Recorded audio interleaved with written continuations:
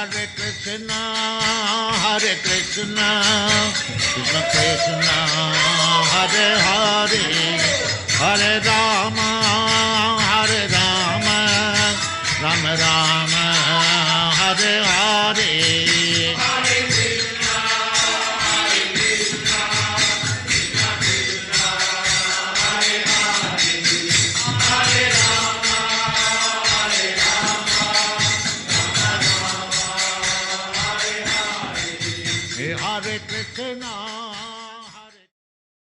Very natural. Everything on the boat was natural. We had a big sail with written Hare Krishna.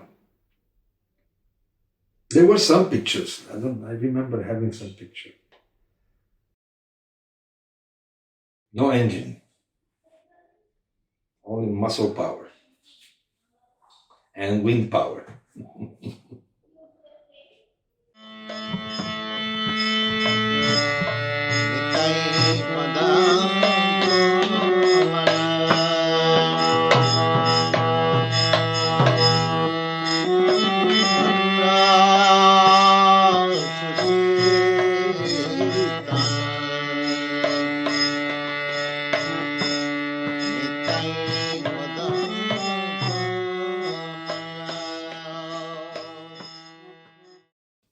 Prabhupada in 1976 or late 76, because Srila Prabhupada came to Mayapur sometime in January 1976. So the boat had been purchased and cabin was made and it was arranged. And the deity of Nitai Gaura. When you go to Srila Prabhupada Bhajan Kutir, there is a small altar with the deity of a big set of deities, which were the deities originally in the Padayatra. And those deities, they were established for the Padayatra, they were,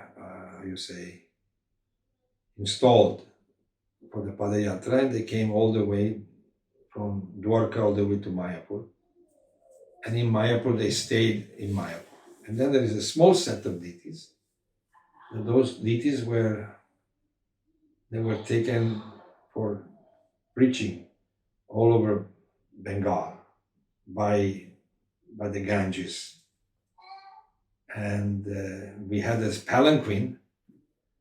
It was like a small cabin. I could accommodate maybe 10 devotees comfortably. And in the front, there was, you had to go down, and there was a small kitchen. A very small kitchen. And we used to cook in coal. So that you can imagine the smoke all over the place. And then the cabin, there was an altar, which could be removed, and 2 poles would go through the rings and it taken out for Nam Sankirtan. So with the boat started, Srila Prabhupada came on the boat and he inaugurated the boat program. And the first devotee was Sudama Maharaj. Sudama Maharaj is I don't know if you know him, but he's black-bodied devotee, sannyasis of Srila Prabhupada. And he started the boat program, and they went down all the way to the first trip. I think it went to Ranagat. To enter Ranagat by boat, there is a river called the Churni. So the Churni River, they went all the way up sometime, and then they came down to Ranagat. And that is where I boarded the boat the first time. With Jayapataka Swami, we came by jeep to Ranagat, and I joined the boat program in Ranagat on the Churni. So then at that time, I think Bhavananda Maharaj, he was in charge, because by that time, I think Sudama Maharaj had left. So Bhavananda was in charge of the boat. So So I joined the boat program, and then from the journey we came all the way back to Mayapur for the Mayapur festival. That was March 1976. So after the festival again, we took the boat and we went all the way down to Sundarban. Sundarban is the jungle area of Bengal, where it's in the estuary of the Ganges. So the Ganges, the primary river of the Ganges, flows into the ocean. But then there are tributaries and unlimited thousands and thousands of interconnected rivulets, if you call it, like veins, of the Ganges that goes into the Sundarban. Some are smaller, some are bigger. So that was the program, and before even coming to that place, we would stop in the holy places like Panihati or all the different holy places of the pastimes of Lord Chaitanya and his associates on the bank of the Ganges. So we would take the deity of Gaura Nitai and on the palanquin, and we would go on Nam Sankirtan on the streets and come back and then travel again. So our goal was to go into Sundarban, because Sundarban was not connected by roads. At a certain place called Canning, which is the South Bengal, is the last avant-post or where there is a train station or a road. So that's the last avant-post. After that, it's all traffic is all by boats. There are no roads, there are no bridges, thousands and thousands of small villages in the jungle of Sundarban. And as you get closer to the ocean, then it's even more and more difficult to access, because it's really thick jungle. And there are wild animals, the famous Bengal tiger, they're all in that area. So it is a very, it's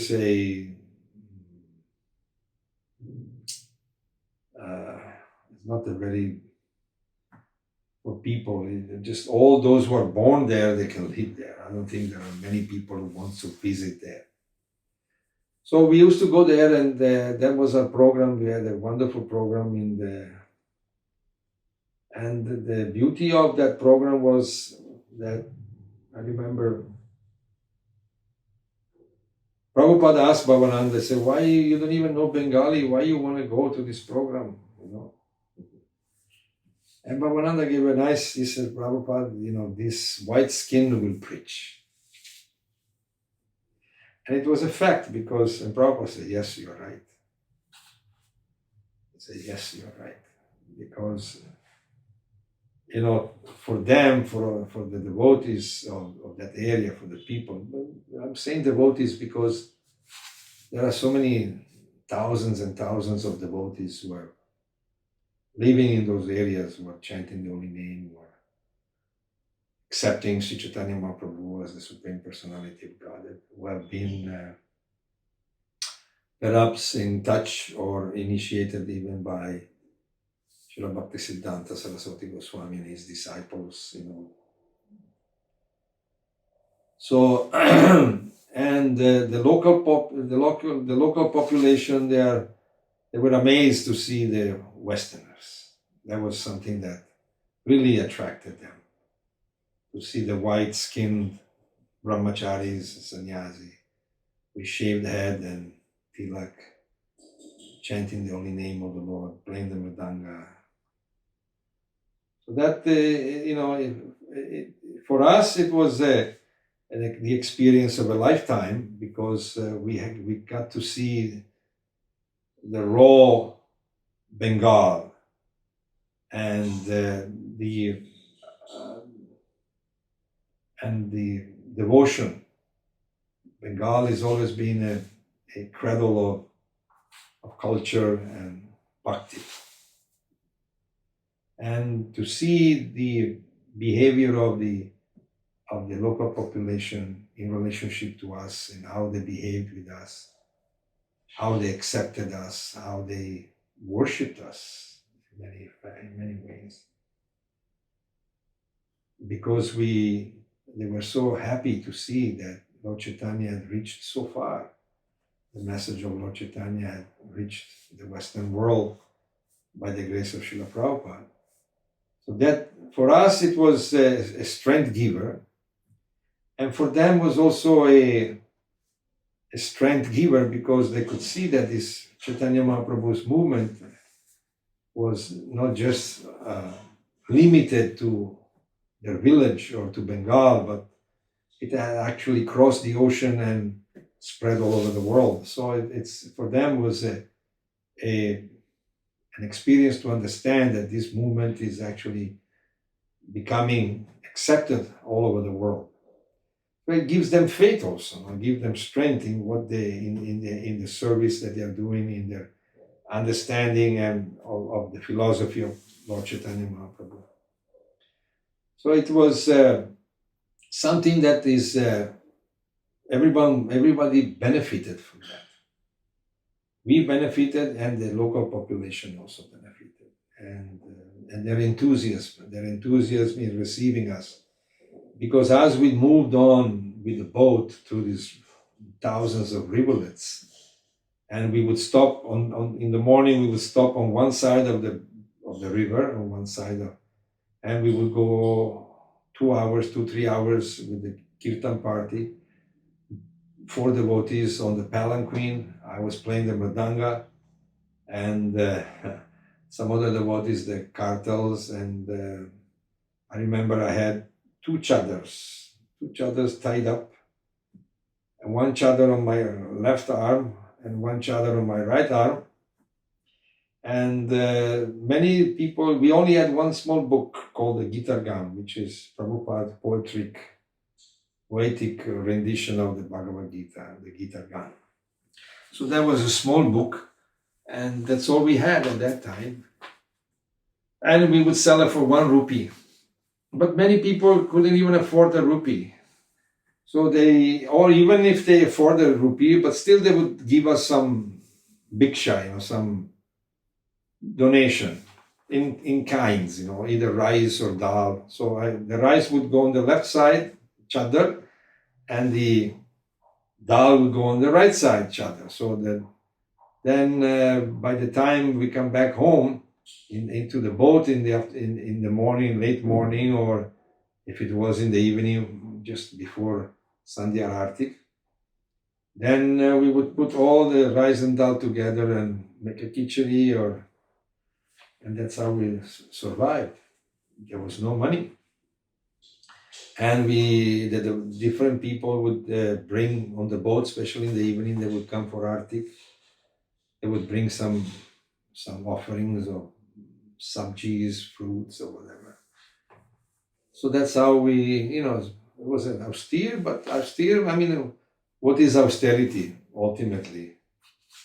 We speak of austerity, but actually living in the hellish condition of modern cities is definitely far more austere than living in that environment of spreading Krishna consciousness, every town and village. So it was definitely, in one way, austere because we didn't have any material comforts, but we had a wonderful experience in these villages. And people knew that we were coming. There was it was spread mouth to mouth, that the Hare Krishnas are coming. They're from the West, blah blah blah. So the people were waiting for us. So wherever we went, we used to go into the houses in the villages, and the ladies, they had already prepared that they would wash the floor, the ground. The mud ground, with cow dung and mud mixed with water, so they would clean up the whole place. And then they had already prepared a plate with the artik and some prasadam, some fruits, and some sweets. There are some sugary sweets it's called battasa. In Bengal is a very famous, that people use for puja, So wherever we went, people, the ladies would clean up, and as we entered their courtyard, all the ladies would, I don't know, they used to, with their mouth, they used to make a noise. It goes like that type. So all the ladies in Bengal, they do that. They sing like that. They make that sound with the movement of the tongue, I don't know if you heard that. So then they would roll on the ground with their saris. The men, especially the women. Men, but the women, they used to roll on the ground back and forth. And then they would offer the different articles of puja to the deity of Nitai. And then we had the kirtan, and then we would move along to the next house. And it was not unusual that some people from that house or from some other house would come out with the mridanga. Some people would come out with the gong and follow the party, So it was a preaching program that really satisfied everybody. It satisfied everybody. The local people were satisfied. They were all very simple people, simple-minded and devoted. And we never felt, or we never encountered any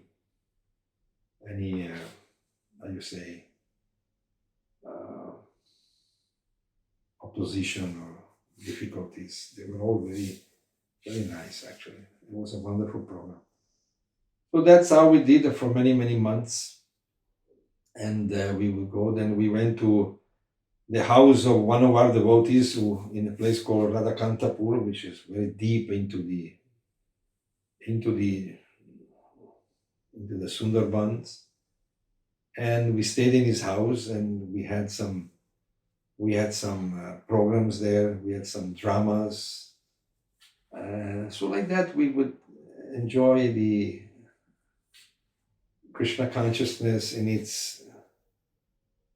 It was like going back, it was for us was like experiencing what the devotees of Lord Chaitanya would experience. The simple life of chanting and dancing, kirtans, prasadam. That's how it is. It was like that, even during that time. So for us, it was like going back in time, something that you could only experience in places like that. So then we came back again. Gradually, would come back, and so as a brahmachari, I remember I was always, Bhavananda Maharaj used to put me to work very hard. But it was good because, at that time, the whole understanding of being in Krishna consciousness was surrender. Surrender to the authorities. And by so doing, one makes spiritual advancement.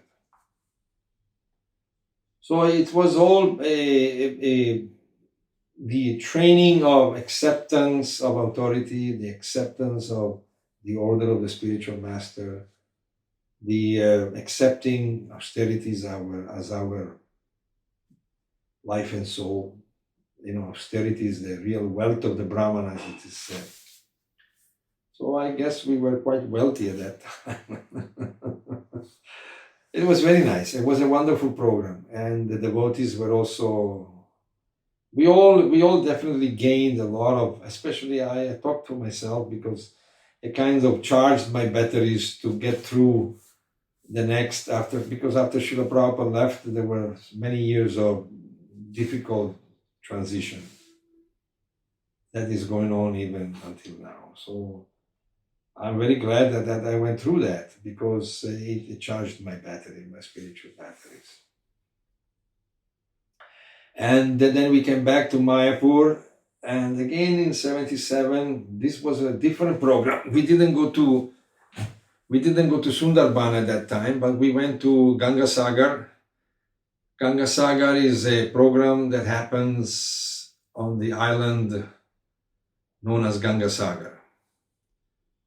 And It's the estuary of the Ganges, and every year on Makara Sankranti there is a festival there, like a mini Kumbh Mela, you would say, Magh Mela, or something like that. A lot of sadhus come from all over India, and pilgrims come also from all over India, and that's a place where Kapila Muni had his ashram. So there is still a temple dedicated to Kapila Muni, and that's where the sons of Sagara Maharaj were burned to ashes by Kapila Muni. You must be knowing the story. So there is a big program there, a lot of sadhus, and so we used to go there and have kirtan, distributing books.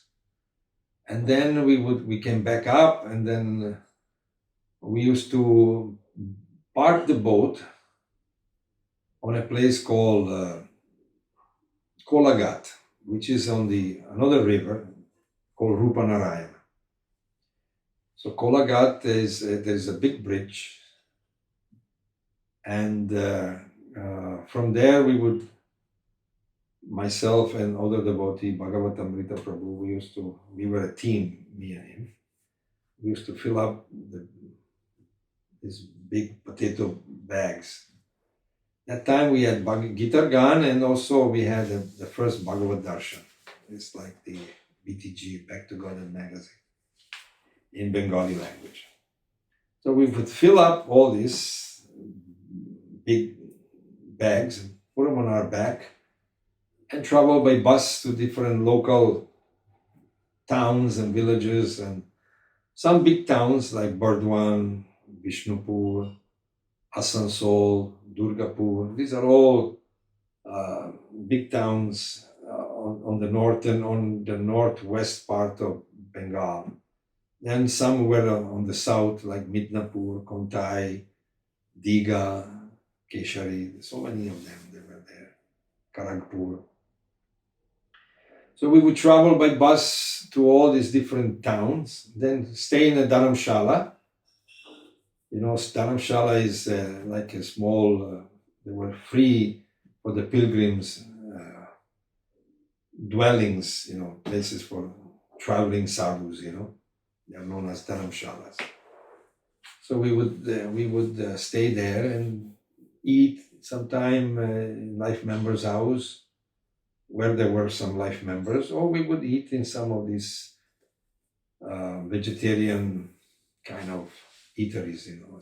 They're called Marwari Bhojanalayas. They're run by people from Rajasthan. Marwari is like a community of Rajasthan, and their cooking was very nice. So we would distribute books all day, and then have our meals with them and take rest. And then when we finish the books, take another bus, come back to Kolagat and fill up again, and then stay there for a month or so and go up and down. And then after that, we would again take the boat and go somewhere else.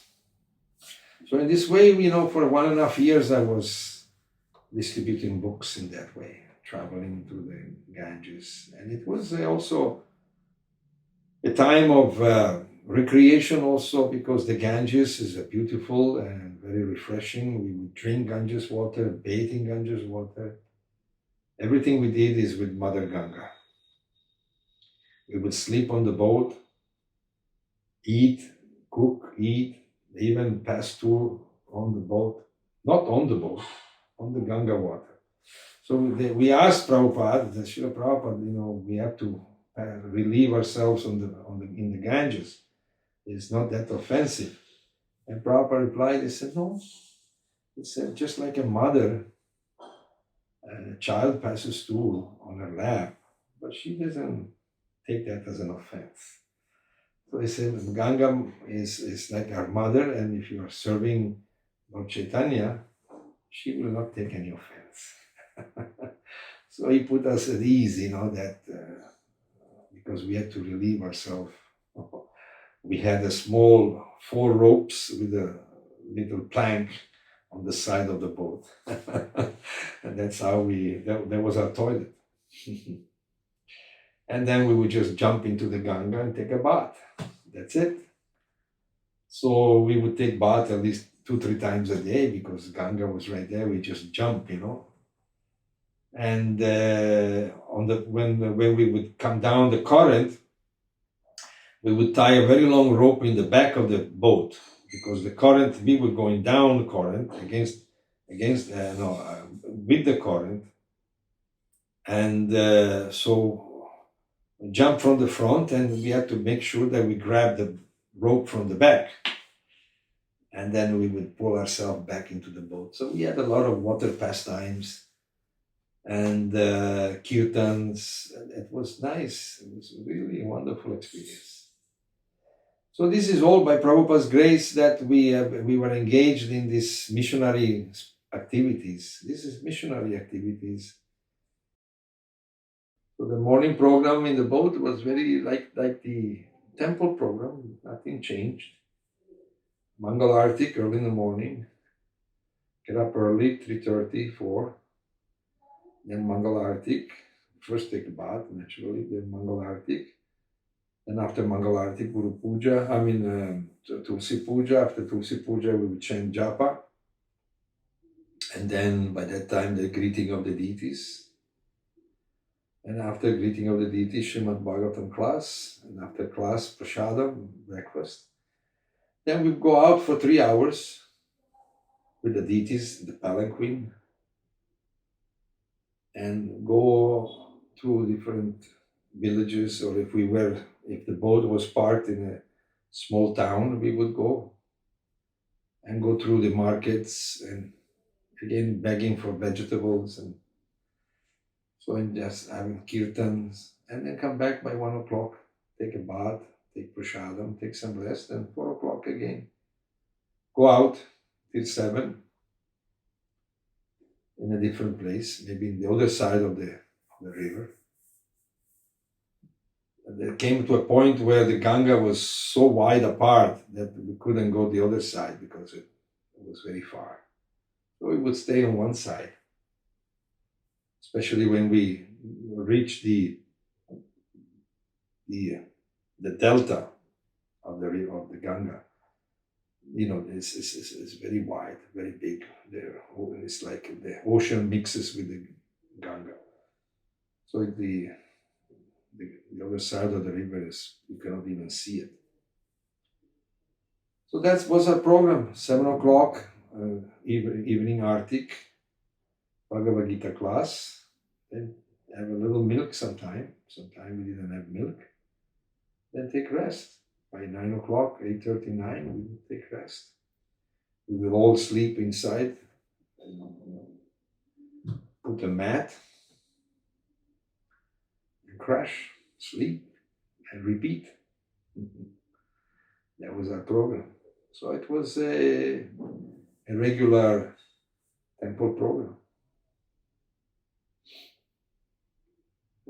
So that's where the strength is, no?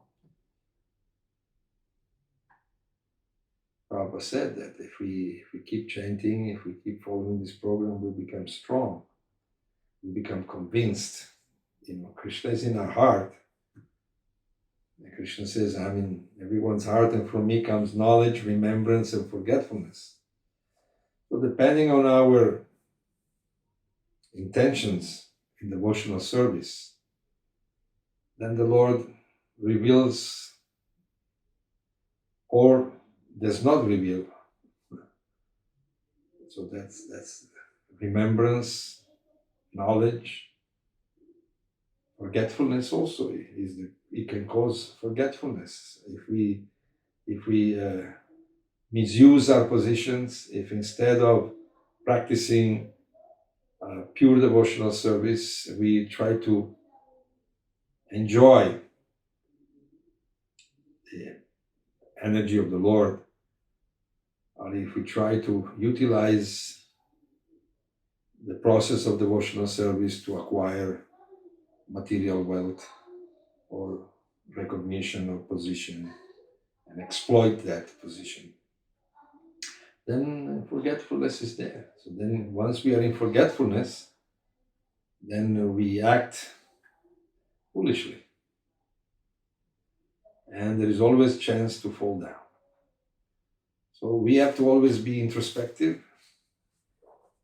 and realize and understand what do we really want through this process of Krishna consciousness. Because the holy name is Chintamani. Chintamani means you can get anything you want. So if you want material prosperity, then Krishna will give it to you. But that's all you get. Birth after birth. That's not very intelligent. So this process of Krishna consciousness is meant to uplift our consciousness. Krishna, to uplift our consciousness to understand Krishna and to realize that we are eternal and that we have nothing to do with this material body, and that sense gratification is the cause of our miserable conditions. And the Bhagavatam said that, just like a man is not making any plans for suffering, but suffering comes on its own accord. Similarly, we should not make any plans for happiness because it will come on its own accord. Rather, the moment we try to make plans for happiness, the condition of the miserable condition begins. You understand what I'm saying? We think that we are making plans for happiness. That means we are acting on what we think will give us happiness. But actually, that is the condition of material distress. To run after sense gratification, to run after comforts, to run after positions, to run after recognition. These things may come, may not come. We are not interested. If the Lord wants to give you money, who can stop? If the Lord wants you to be a very important man, who can stop him? If the Lord wants you to be recognized, who can stop it? We don't have to make any effort for that. Our effort should be to try to give up all our anarthas, our unwanted material desires, which are stumbling block on the path of devotional service, a pure devotional service. So if there is pure and impure devotional service, how long can we stay in the platform of impurity? So you may stay for some time because of our past conditioning, but gradually, if we apply the process of Krishna consciousness very carefully, then that impurity will also be eliminated, disintegrated by the power of the chanting and the practical application of the medicine that our spiritual master has given us, Srila Prabhupada. So the disease may be very strong, so we may experience some setback in the beginning, but because we take the medicine under the guidance of an expert physician, gradually the disease will be cured. So like that, we have a free will, and we can decide what we want from the Lord, from the service that we perform. So Prabhupada gave us this opportunity that, we are not this body, so why pursuing anything that does not ultimately satisfy the inner self? So we should gradually give it up.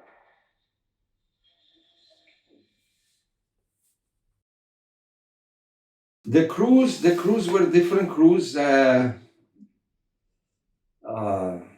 were from different nationalities.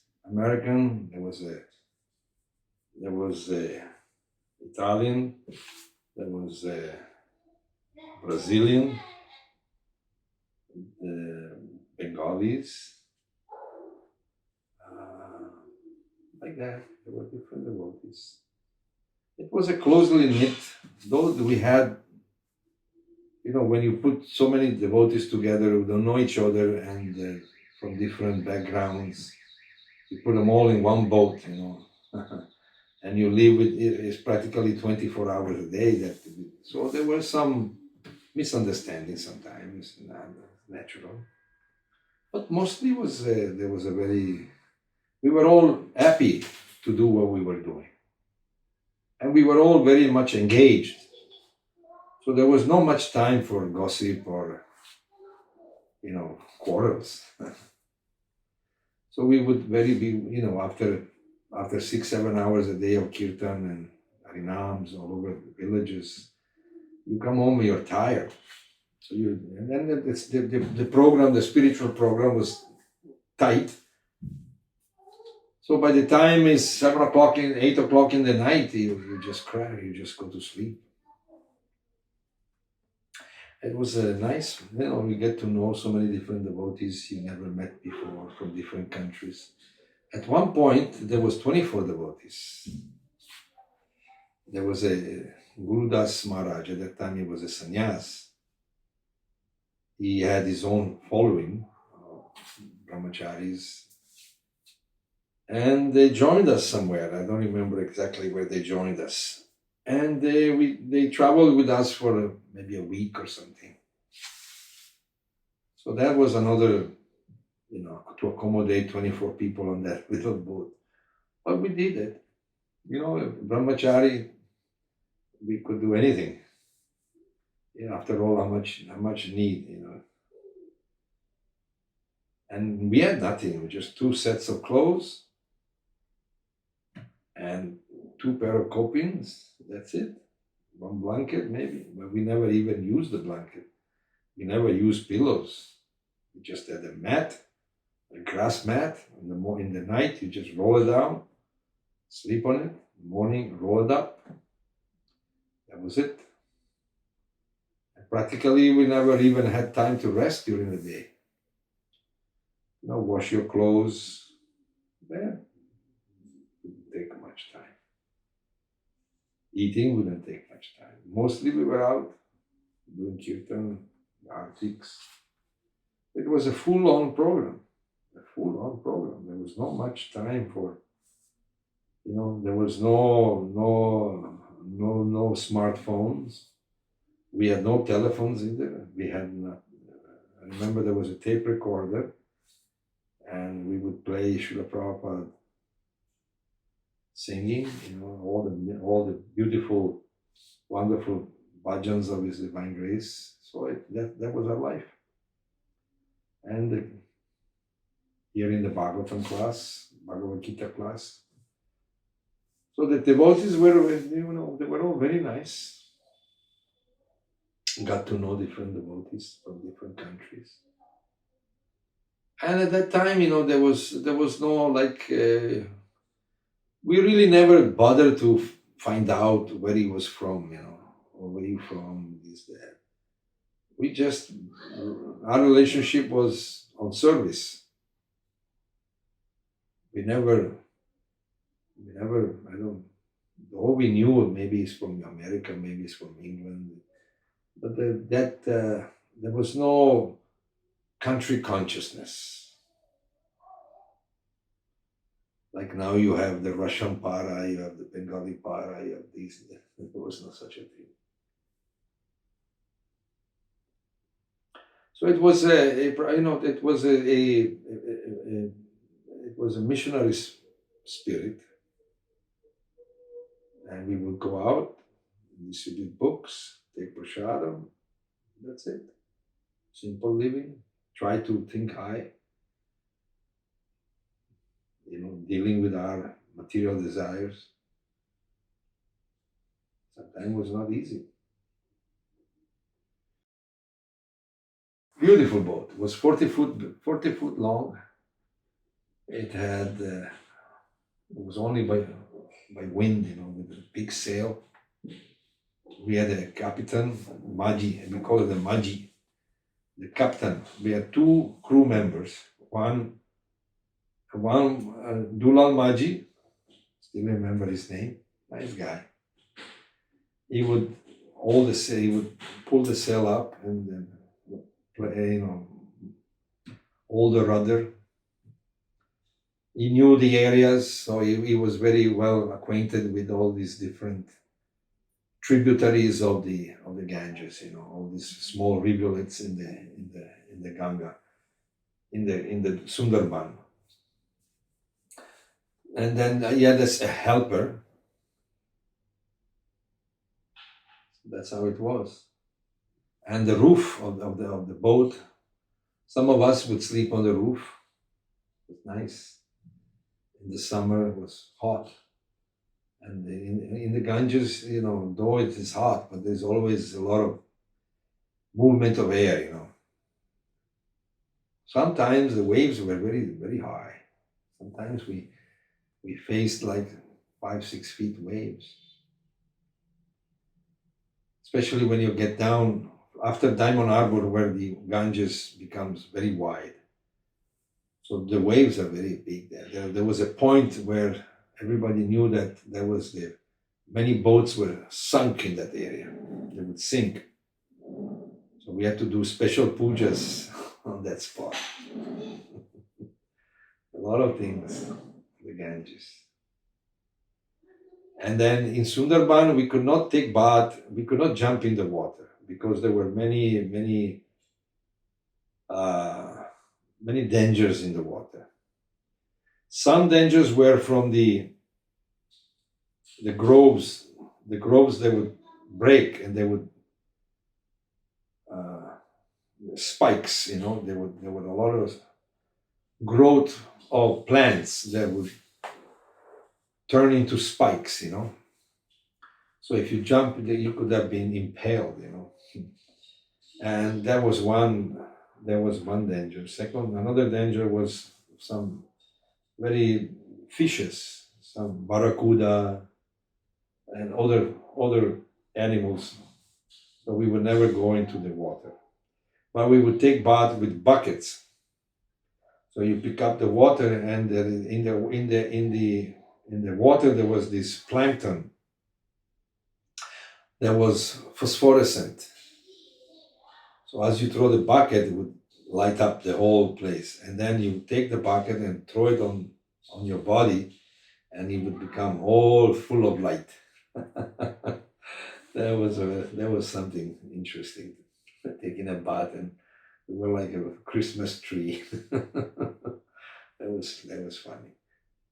Then tigers were there. Sometimes the rivers, the water was like from one side of the shore to the other side was just about double this room, maybe a little more than double this room, and the boat would navigate through that. So at night we had to close all the windows because there are so many animals there, wild animals.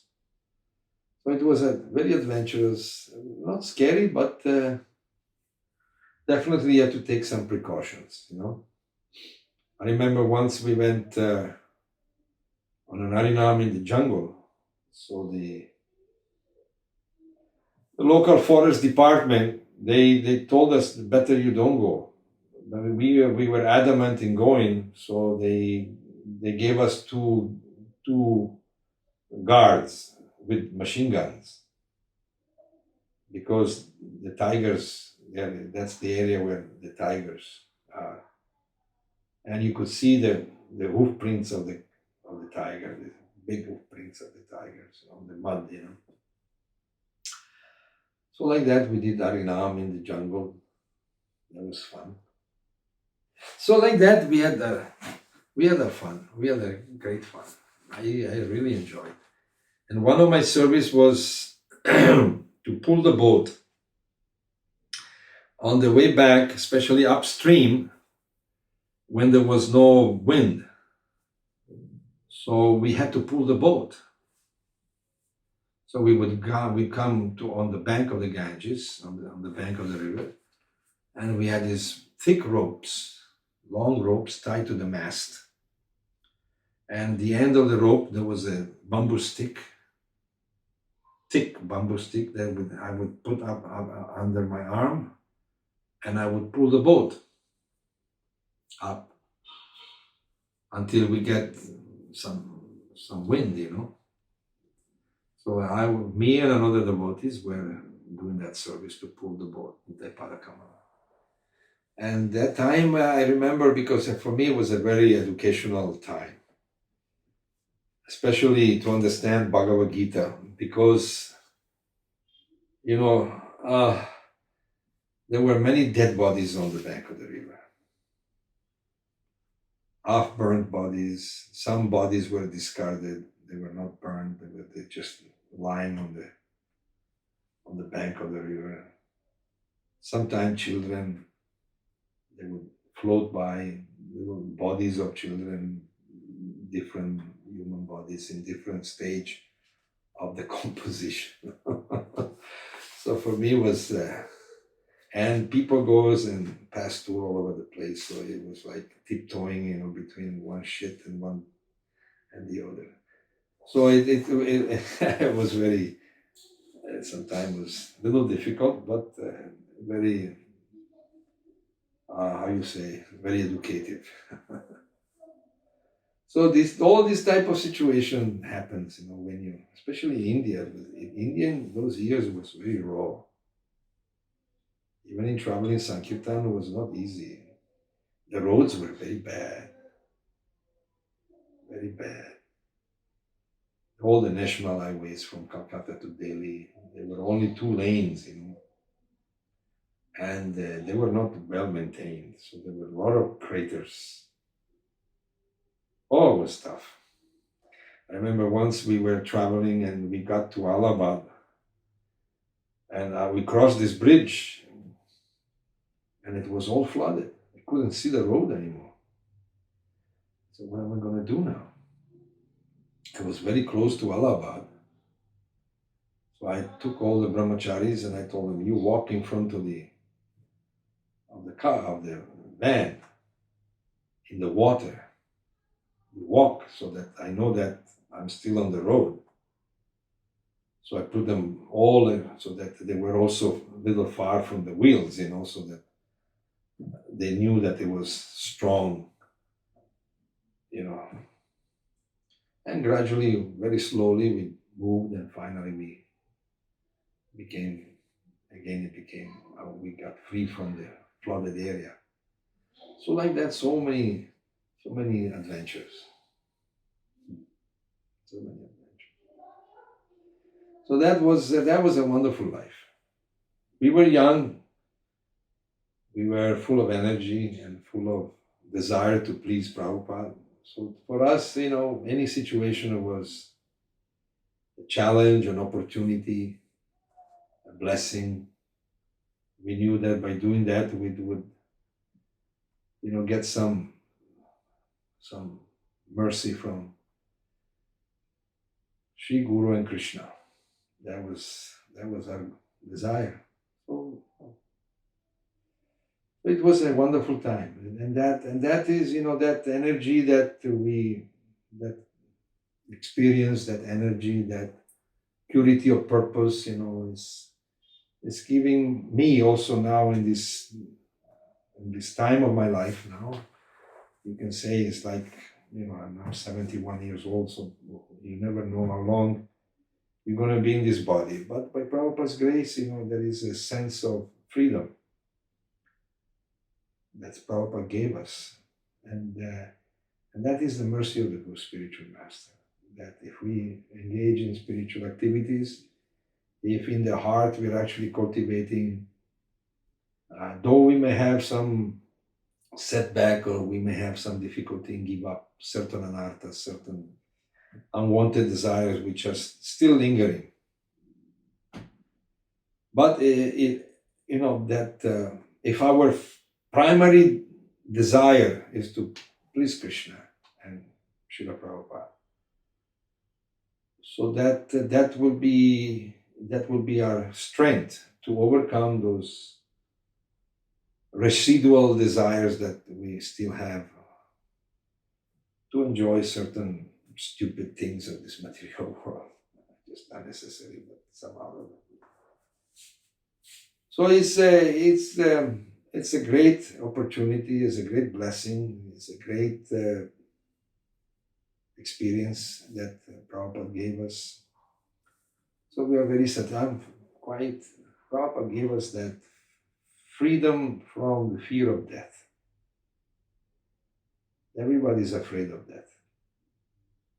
Everybody. But the devotee is not afraid. He knows that I've served, I'm chanting the holy name, and I know that after leaving this body, I will keep serving Prabhupada, the devotees, and make some spiritual advancement, giving up all these residual materialistic desires, which are second nature, Prabhupada called them. So we are always begging from Prabhupada's mercy, the devotees, that he can keep us engaged in his devotional service despite all our shortcomings and unwillingness to fully surrender. But we are on the way. And so these activities that we performed in our youth, I'm very happy that somehow or other I gave my youth to Srila Prabhupada. That youthful energy that could have been wasted otherwise in useless sense gratification. Somehow or other we gave it to him, and so that is our advantage, no? Yes or no?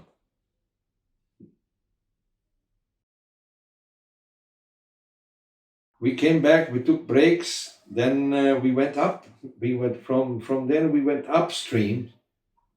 And that was the time, that was 77, that was the time when the Muslim attacked the temple and they tried to steal the deity of Radharani, and there was a firing by the devotees, and I think, I don't remember if that was the particular time or there were a number of attacks in Mayapur by the Muslims. And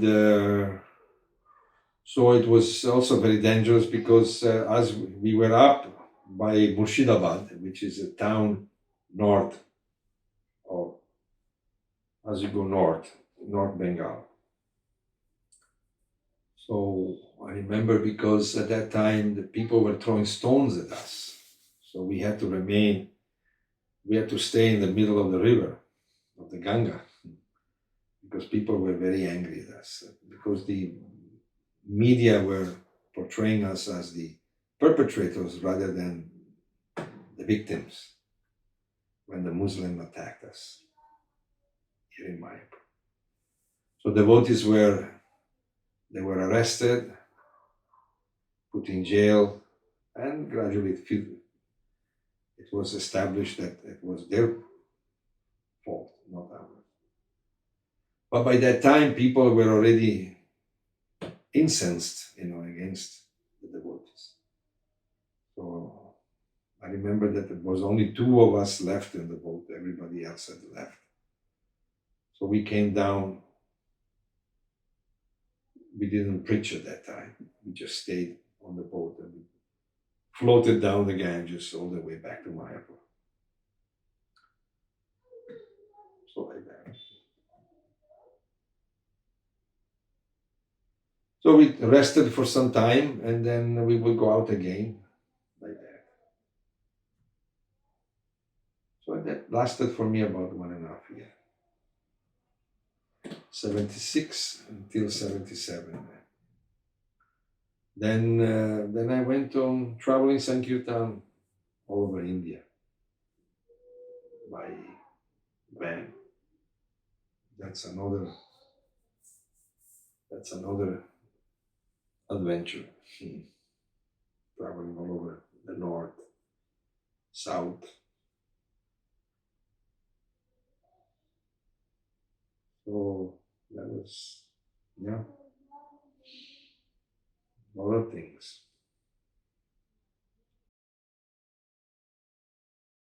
Rainy season, we would come back just before the rainy season. Rainy season, especially at that time, rainy season was much more severe than now. Especially down if we go to Sundarban, because in the rainy season, what you do? We were caught in many storms.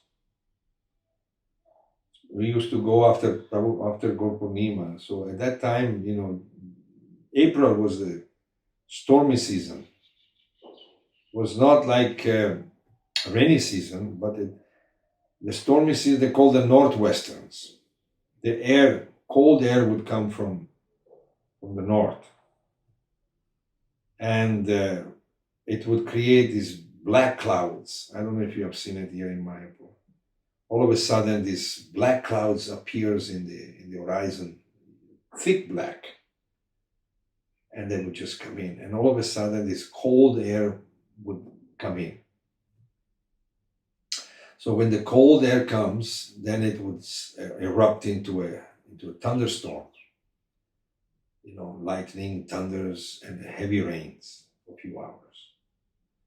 So at that time, I remember one day we were in one of these rivulets, and somehow or other the sail was up, and the storm all of a sudden it came, and the sail, the wind started pushing the boat at high speed, and it brushed right against the bushes on the shore, so the boat was like scraping against the floor. So then I remember Bhavananda, we had an axe or something, and he cut the rope, and the sail fell down and stopped. But that was a rough time.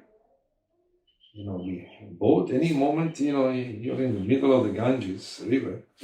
At that time, we were not in the middle of the Ganga, we were in the middle of a small rivulets, They were not so small, as I told you. Sometimes they were double this room, sometimes they were a little bigger. But that's how they are in the Sundarbans. So there were a lot of storms. Then we just close the windows and stay inside. Brave the weather. There's always some leakage. Not much, but some leakage is there from seeping, So my service was to clean they call it the bilge. B-I-L-G-E, bilge. So it would be very sticky water, that accumulates where the boat, at the bottom of the boat. So I would just go there with a mug and a bucket of water, and fill it up and throw it off the window. So that would eliminate also mosquitoes breeding within the boat itself. So there was no mosquitoes.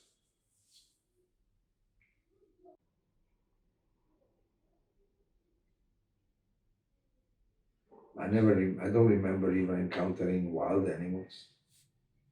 You could hear them at night. You could hear them. Sometimes the growling of it. But one thing beautiful at night, because there is so peaceful, and every night there was some kirtan going on somewhere. So every day at night, especially at night, because it's very quiet, and so you hear the devotees in different villages having kirtan. So that was very pleasing to hear, Every night, practically everywhere in Bengal, you can hear somebody doing kirtans at night. That was wonderful. I always relish that. Wonderful. The only name coming out of a white skin. That was effective, very much. Now we could see that. The people were astounded. They were stunned. Oh, Videshi. Videshi means foreigner. Oh, they're chanting Hare Krishna. So that pleased very much Srila Prabhupada. because he wanted. Prabhupada was born in Bengal, and he could see that Bengal was giving up, not completely, but that at that time there was the demoniac attack of the communists trying to destroy the spiritual culture of Chaitanya Mahaprabhu by propagating Marxism and Leninism and all that nonsense. So people were becoming more and more atheistic, in their. So Prabhupada wanted to stop that, and he succeeded. Now you can see how many people are coming to Mayapur. At that time we were CIA. It was dangerous also. People was not beating. I never got beaten, but there could have been violence. Any little spark could have turned into a violent situation in Bengal because of the communists. They didn't like us. Many didn't like us because they propagated that we were CIA, that we actually were undercover agents of the CIA. So,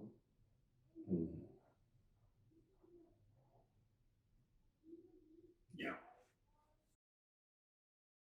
One thing is that Bhavananda told me, Sāttvik, if the boat capsizes, I take Gaura, you take Nitai. I said, okay.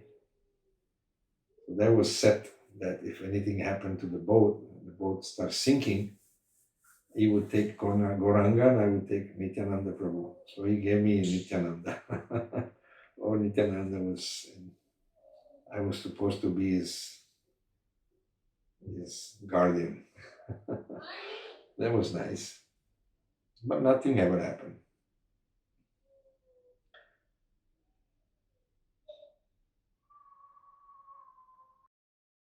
I remember just being on the boat, being in these places, in the middle of the field sometime, going from one place to another, one village to another, we would go through the fields. Just being out there in the forest area, and being with the devotees, the Bengali devotees, just the local people. Everything had its own uniqueness, The whole program was unique. It was a unique program. I don't know why they stopped it, because it is an amazing program, amazing preaching program, traveling, simple living, very simple life, but very fulfilling, very happy, great happiness actually. Being in the middle of the Ganges, the nights, the winds, the stars in the sky, the kirtans you hear at night from different places. Just everything was beautiful. I remember when I almost died. The Ganges, we were just below Diamond Harbor, right? So we parked the boat just about 20, 30 feet from the shore, and we anchored it. Now what happened, the Ganges goes up, all right? The water of the Ganges, first when it's high tide, it goes up, all the way up, quite far from Calcutta, above Calcutta goes. The water keeps going. When there is low tide, then all the water retreats back into the ocean. So right when the water retreats back into the ocean, it is very powerful. The current is very strong. I didn't know. I didn't realize that. So, and where we stayed, there was salt water, so we couldn't drink Ganges water because it had just come. So when it goes down again, It's still mixed with salt, so you cannot drink it. So we had to go to on shore and go and fill up some barrel of big drums of water. So how to bring it in? So I thought, well, I think I can do it. So those ropes that we use for pulling the boat, I thought I'd tie that rope on my coping, I'll dive and swim across, swim to shore, tie that drum onto the rope, and then they can pull it and I can swim again. So I didn't realize the power of the current. So as soon as I jumped into the water, I was swept away so fast. My saving grace, and between our boat and there was a jetty. A jetty is like a platform for boats, and they're in the water, so they're corroded. There are some they're broken. So if I had gone against that, I could have very seriously injured myself, because. But luckily, between our boat and that jetty, pontoon, they call it a pontoon, it's like a bridge in the water that connects the boat, the passage to the shore. There was another boat stationary there. So as soon as I jumped into the water, I was swept away. And as long as the rope which was not very long, the moment the rope tied up, I started going in and out. Boom, boom, boom, boom. Heavy rush of water on me. And I knew that this is, I didn't think of anything else. I just started screaming all the names of the Lord I remembered. Govinda, Gopal, Krishna, Nishingadev, all the names. Whatever name came to my mind. And I was screaming because I was drinking water, I was going up and down. Then all of a sudden, by the Lord's grace, my coping snapped. And I was swept away. And I was going towards that jetty.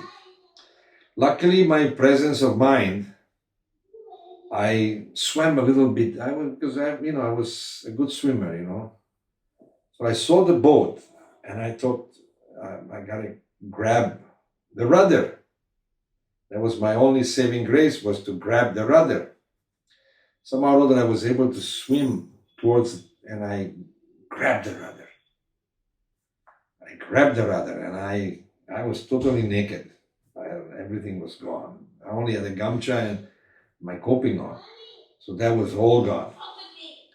So I was able to grab the rope in the rudder and pull myself up, and then I asked the people up there to throw me a gamcha,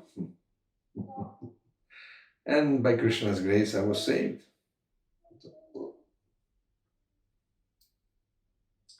So that was one situation that was, for me, was like life-threatening.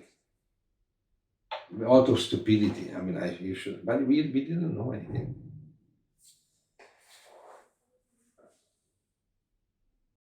Prabhupada was very happy to hear of the book distribution because he liked the whole idea.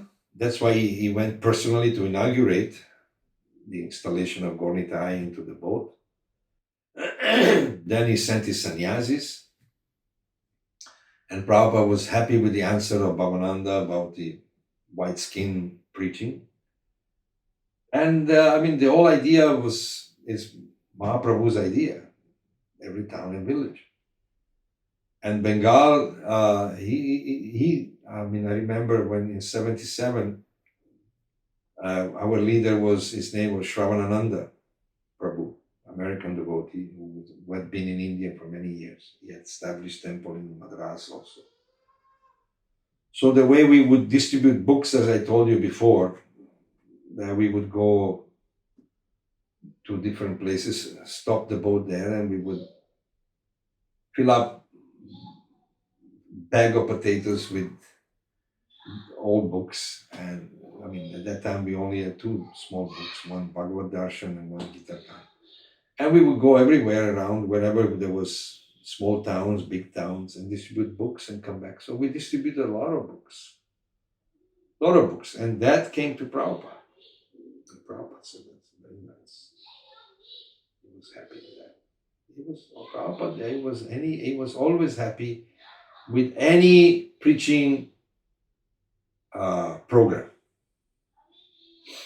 Any preaching program, the boat program, the traveling Sankirtan program, any program, Prabhupada was always happy to hear about these programs. So there was no question that he was always satisfied. Practically he said, when Shravananda brought to Prabhupada's attention about preaching on the boat and the distribution of books, Prabhupada was very pleased. He told him. Actually, we were supposed to meet Prabhupada, but then he became sick. He was not well in 77, so we didn't want to disturb. But actually, there was a program for us brahmacharis to go and meet Prabhupada and hear from him, But somehow or other we didn't go because he was not in good health. And immediately after that, sometime he had left. He went somewhere else. So Prabhupada was always pleased by any preaching program. And he especially for India, because, Prabhupada very clearly stated, any devotees who want to come to India does not need any permission from any authorities. Because the devotees, the authorities, the leaders in the West, they were very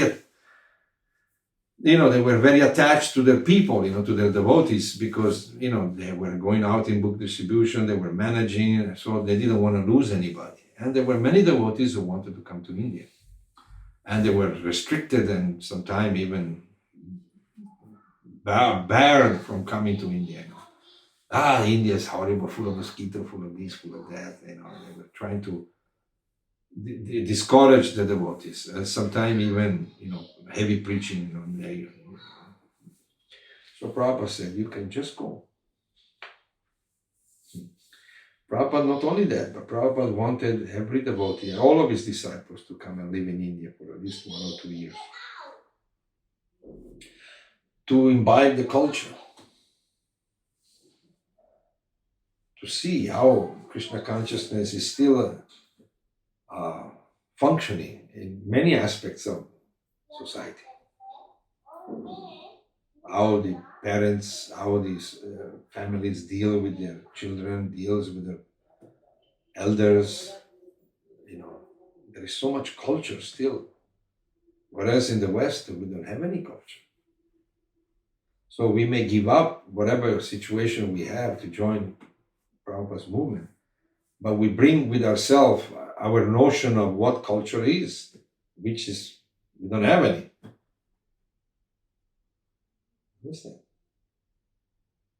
So Prabhupada wanted that you should come to India for some time and understand how this movement is actually not something that new or is something that is very much within the fabric of Indian society.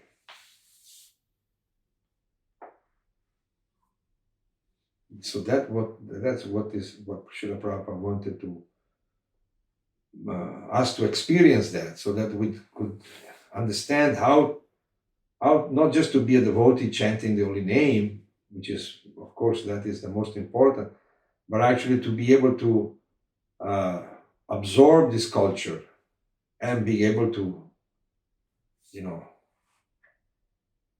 expand this culture in the West. That is not just chanting and dancing and taking prasadam, but it's much more than that. Much more than that. The culture of dealing with each other, both as friends, as authorities, as elders. So there is a hierarchy. The family, how the father deals with the children, how the husband and wife deal with each other.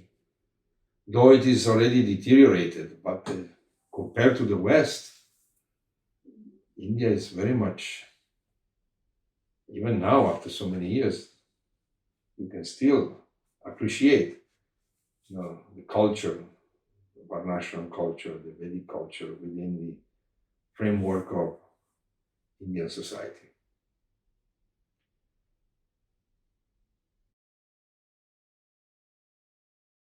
The boat was stolen by the same captain, Dulal Maji, because it was neglected.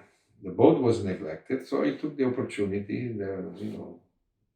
He was still under the payroll, maintaining the boat that was parked in the Jalangi, So he stole the boat and he took it to Orissa. And again, via the Ganges, all the way down to the sea and all the way down to Orissa. So it came to our attention that the boat was in Orissa. So myself and some other devotees, along with the Bengal police, I was driving the van. We took a trip to Orissa and we got in touch with the Orissan police and went to that particular place where the boat was parked. So the boat was seized by the Orissan police and it was handed over to the Indian police, to the Bengal police, which gave it back to our possession. So then we sent some people and the man was arrested. But they didn't keep him in jail for long. He got bail. So then there was a court case. The boat was brought back into the Ganges. We brought it back to Mayapur. Then there was a court case, and I was called as a key witness in the local court in Diamond Harbor. So then the judge asked me, he said, how do you know this is your boat? Because there are so many boats. So my reply was, I said, sir, if somebody kidnaps your wife, and then your wife is returned to you, how do you know she's your wife? I said, because you lived there. You lived with her, so you know she's your wife by association. So the judge saw it and said, oh, that's a good argument. So that was the only time I was called as a witness. And that's it. And then after that, the case was dismissed. And the boat came back to us. But then in the course of time, the boat was neglected. Nobody ever. I think after that, there were some more attempts with different devotees to travel on the Ganges, that boat program. But I don't remember after that, I didn't. There was that boat, my testimony was in 1985. So many years have passed. I don't remember exactly how, after post 1977, who went on the boat or where they went. I don't know any of that. So the boat was returned, but then I have no idea what happened. I only know I saw it a few times. I saw it nicely kept on the Jalangi, and then I saw it again on Prabhupada's Ghat, and stuck on the mud, bad disrepair.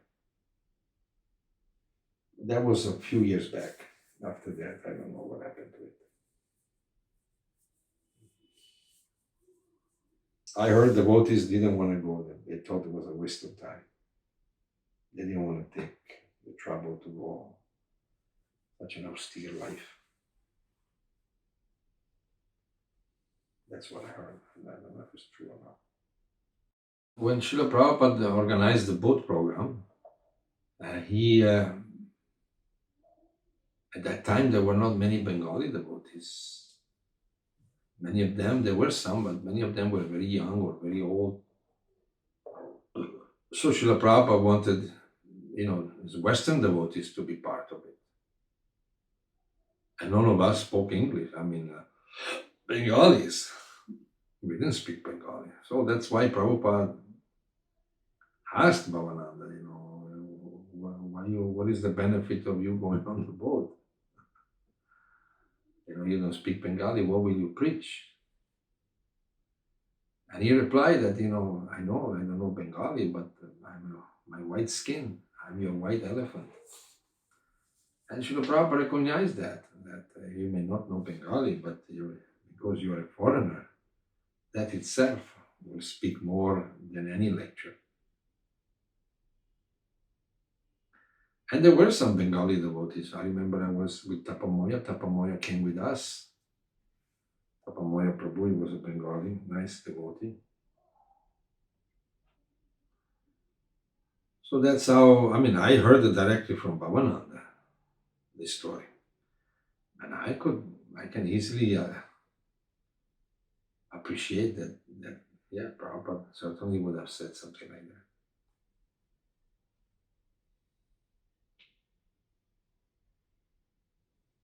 Bhavananda asked him, that we will be in the Ganges. It will not be offensive to pass stool and urine in the Ganges.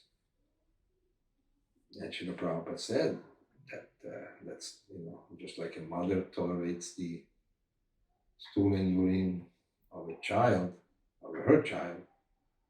So similarly, Ganga will tolerate, the fact that you pass stool and urine because you are engaged in the service of Lord Chaitanya. Well, in service of the Lord, anything is possible. Just like when Lord Chaitanya himself was lying on the door, then Govinda had to go and do some service, and he had to step over Lord Chaitanya, and because the service was so important, he did step over. But then he had to go and take prasadam. But he did not step over to go and take prasadam, because that was for his own pleasure. So when Lord Chaitanya woke up, he saw this. They said, "Why did you do that?" Then he told him, "For your service, I had to do it. But for my pleasure, I will not step over you." So then Lord Chaitanya was very satisfied, very pleased by that attitude, that for service we can do anything. We can even break the rules for service. Of course, within reason. But for ourselves, we should not break anything. So again, that's the quality of a Vaishnava, that he is able to go to hell, but the service must be done. Even if that means I will have to suffer, I will do some transgression of duty or transgression of rules. But for the service of the Lord, he is ready to do anything. But for his own pleasure, he will be peaceful and humble and take any tapasya for that. So that's what we learned from Prabhupada. That's Vaishnava achar, behavior of a devotee. That he is not interested in sense gratification, but for the pleasure of the Lord, he can do anything. He can go anywhere, anytime. So in this way, Ganga Devi, she's the energy of the Lord. She's the water of the lotus feet of the Lord.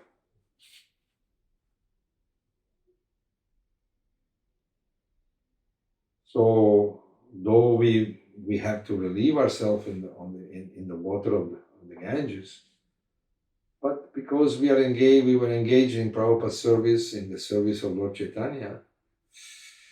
Then as a mother takes, cleans the stool of a child, of her own son or daughter, but she also in the same mood, she accepts.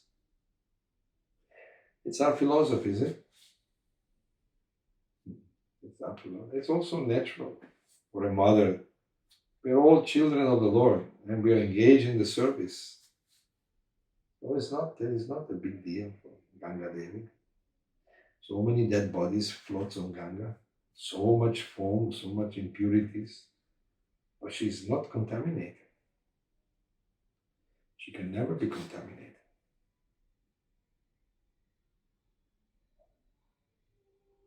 Especially by those who are engaging in the Lord's service, it's a great pleasure for her. Just like when we were in Ganga Sagar, we would anchor on near the beach, right? As far as possible near the beach. So when there was low tide, all the water would recede. So the boat would stand in the mud for as many days as it takes for the high tide to come back up. So we would park the boat there and go out and preach and distribute books to Harinam during the Mela, the Ganga Sagar Mela. And then when the boat would become free, as the water came up on high tide, then we would free ourselves and go wherever we had to go. It was nice, really nice.